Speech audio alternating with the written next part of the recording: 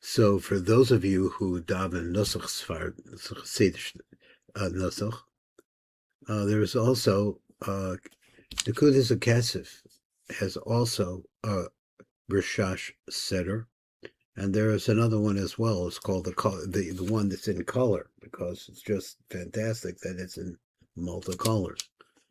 The Siddur, which is mostly used, and can we understand that it's mostly used by Sephardim. Me being about tshuva, I really am not, I'm really not accustomed to anything. I mean, basically I had to learn this from the beginning. So Ashkenaz, I daven Ashkenaz, I daven Sfard for many years, Nusach Sfard, and I also, Baruch Hashem, got a chance to learn also Sfardi. So this is Sfardi, but all I want to say is that Sfardi and Nusach Sfard are very, very similar. They may have different look, because maybe we have, so for example, you have the name of Avaya with an Adni inside of the letter Hey at the end.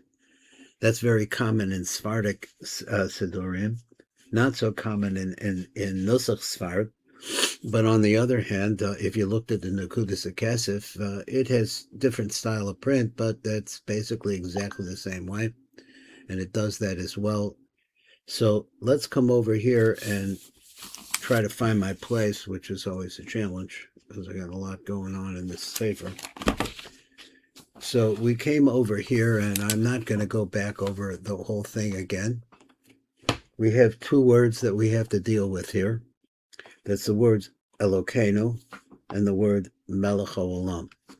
So I've been coining the phrase and using the phrase magic words. And so maybe that's not the right, but I think it is. But what it's trying to say, I mean, for me, what it's trying to say is these words are not just isolated words of a bracha, which you learn, say, for example, in Cheder. Like you learn how to pronounce the letters, and you learn how to say them, and eventually you learn how to pray, and you get the whole thing together. But nobody ever tells you what happens when you say these letters, or even that something happens other than fulfilling a mitzvah, which is important. So let's come down a little bit here, and let's look at what we have here. In that you say the name Elokeinu.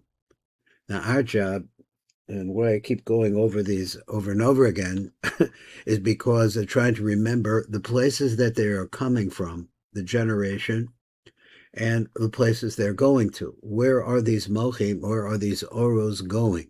What's the purpose? So you say Elokeinu, and then this happens. So he says, well, what is it that happens? He says, you have these two oros of Bina. That's Nikud for Bina. You always have a Makif and a Panimi.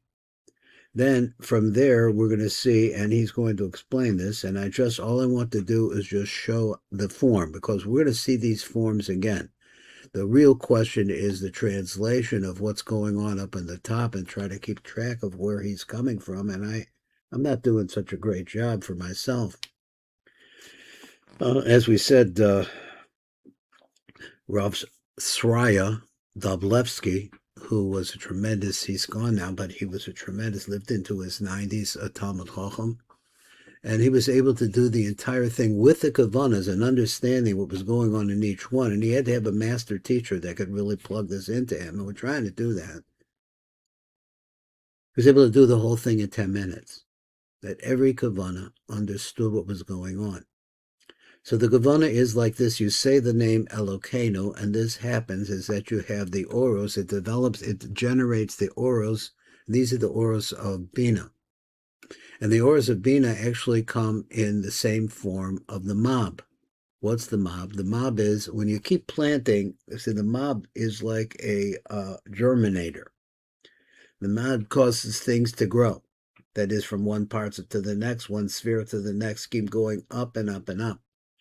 So when we see it like this, so I'm not sure what to say about it, but anyway, that's a thought. We'll get to it later.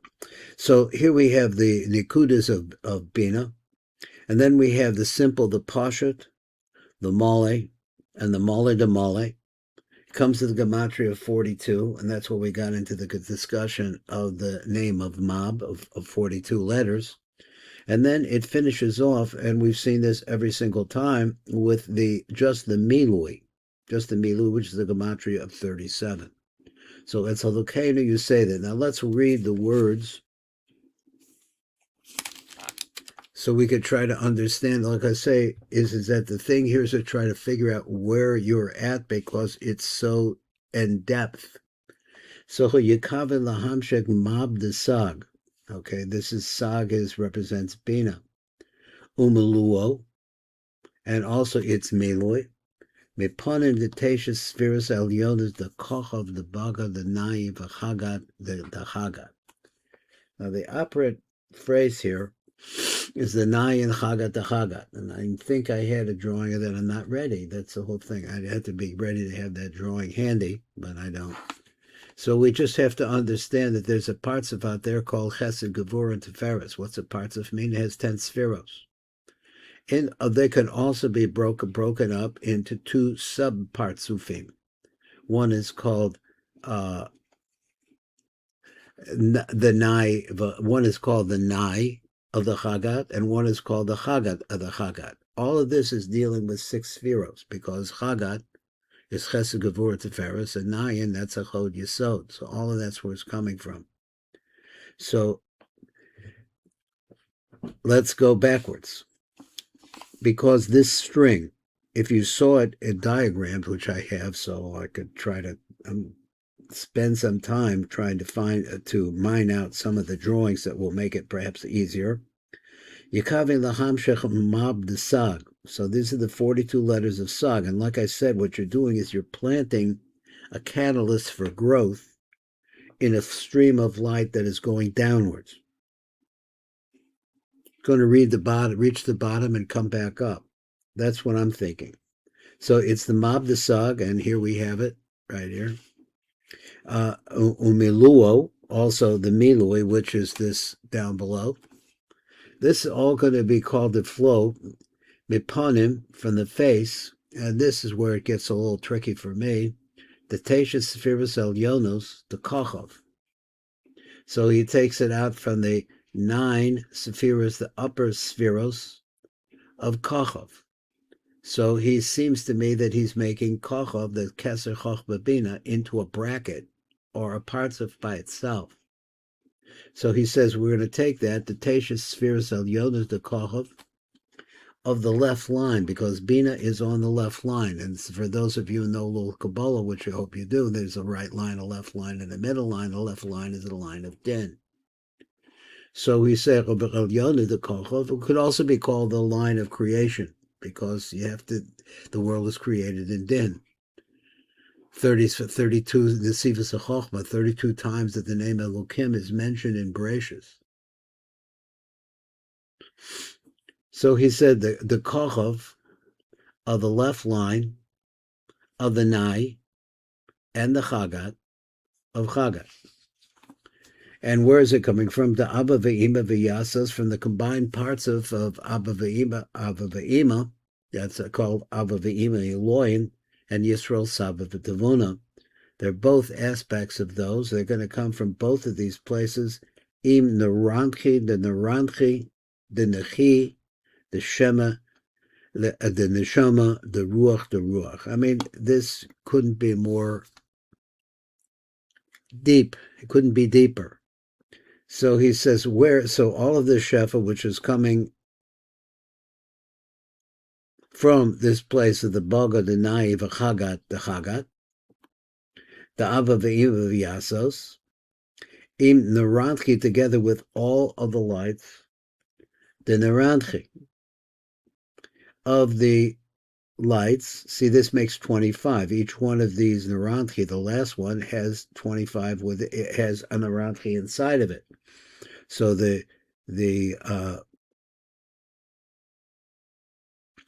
I read it wrong, and I'm going to go back. I have noticed this before. This is the second time I've made a mistake.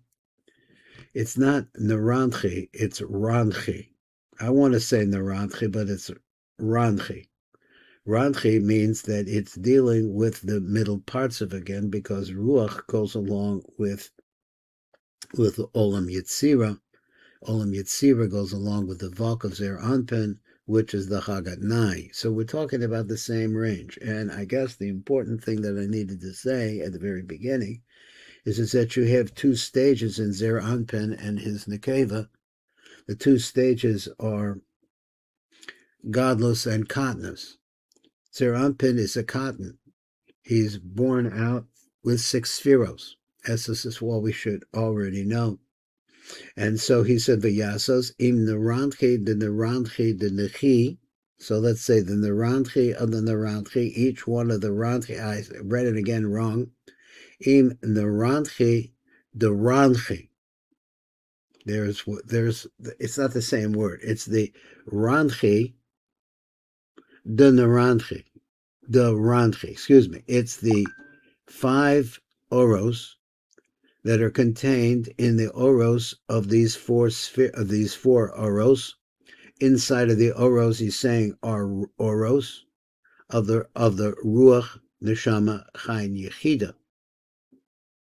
The nechi, once again back to the oros. These lights are coming from other lights which are called netzachod. Not that they call that. They're called neshama chayin yechida. Those are the names of the lights. The neshama. Of the neshama aspect, once again, we're talking about neranchi. So neranchi is going to have a neshama in it. The neshama, which is the panemias of the ruach de ruach. So he's constantly dividing this up. He has a neranchi, all the 5 lights, and he deals with the ranchi of the neranchi, or he deals with the neranchi of the ranchi. That is all the lights of starting with Ruach. The Ruach, once again, goes along with the middle parts of which is the parts of Chagat. And this is all talking about Katniss. Katniss is only a Chagat Nai. That's all it is. Now, in the Sifra Tzniota, if you were Zeich to listen to that shir, he says over there that the Nukva only really, let's say this the right way, this is what it said. I don't know how this goes together. He says that Nukva only appears as a separate entity once their Anpin is filled with Mocha de Godless. But here we're dealing with Mocha de Katniss, so I try to figure out all of these different parts are there anyway. And then we come down to the bottom, and the bottom here says the Ponim. Now we're going to break. So Ponim. So if it says the Ponim, it's going to the Ponim. It means there's also NAHARim. It goes to the Ponim, the Teshas, Spheros, Elyonas, the Kochav, the Baga, the Nai, the Chagat, the Chagat. We'll translate the Ma'u Ben, the Ben, the Zun. So each one of the 2 partsufim at the end, which are Zun, Zohar, Venuk, that is Malchus and Zer Anpin, or as he's saying, it's Zer Anpin and Malchus. They each have a female and a male part to them. It's like the Ma, it's called the Ma, and the Ben.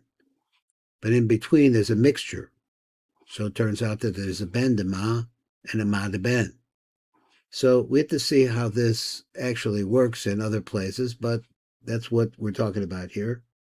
And once again, we're in the parts of the left line of the Nagi v'Chaga de Chaga, of the complete Chagat. Now, this is what the Rashash does. He takes the Chagat and he divides it up into a Nai and a Chagat.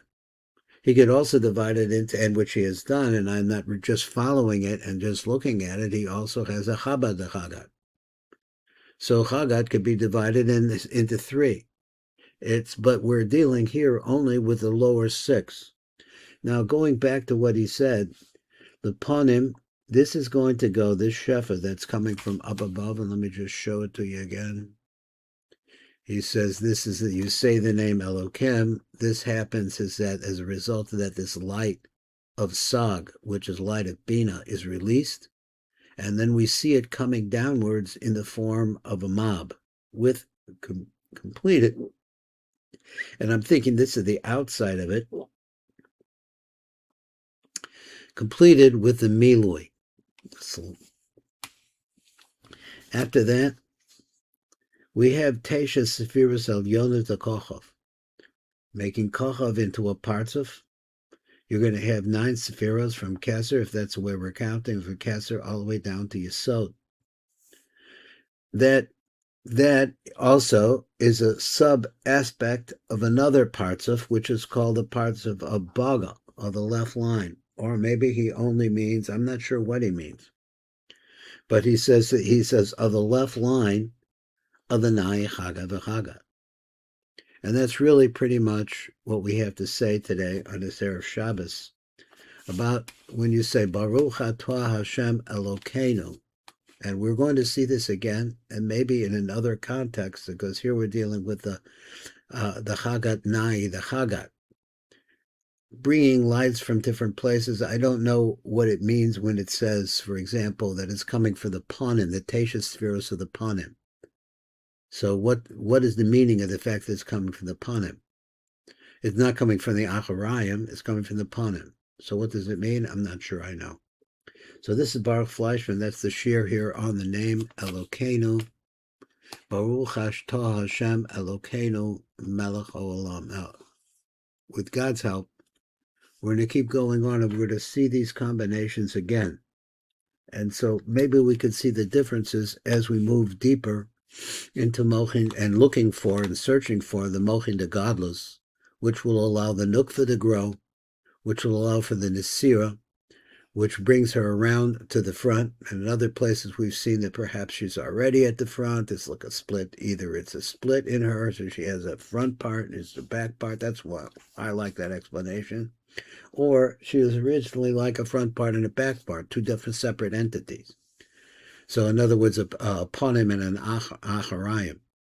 So keep looking, keep thinking, and try to understand what is playing with this Rashash.